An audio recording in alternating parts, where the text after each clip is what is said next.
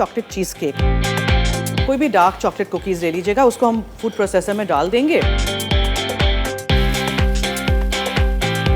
सॉफ्टन्ड butter है ये, आपने मिक्स कर दिया। लूज बॉटम पैन भी इसको कहते हैं। फॉइल का टुकड़ा लीजिएगा,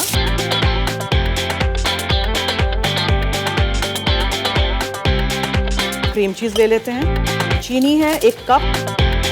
अंडे हमेशा अलग से तोड़ते हैं, उसमें नहीं तोड़ते हैं। कोको पाउडर, क्रीम जिसमें मैंने लेमन जूस डाला था, वनीला एसेंस। इस चॉकलेट को मुझे ना थोड़ा सा पिघलाना है, इसको माइक्रो कर देते हैं। 180 से कम टेम्परेचर पे आपको बेक चीज़ केक करना है, 160 पे बेक करिएगा। चॉकलेट चॉप करके आप इसमें डाल दीजिए एक सॉस पैन में, उसमें हम क्रीम डाल देंगे। यहाँ चॉकलेट पिघला के मैंने रख दी थी।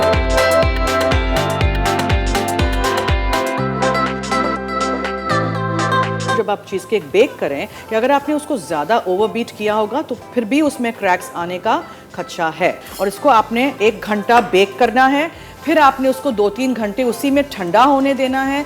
खोलिएगा नहीं दरवाज़ा, that's the mistake people make कि बेक चीज़ केक्स क्रैक हो जाते हैं।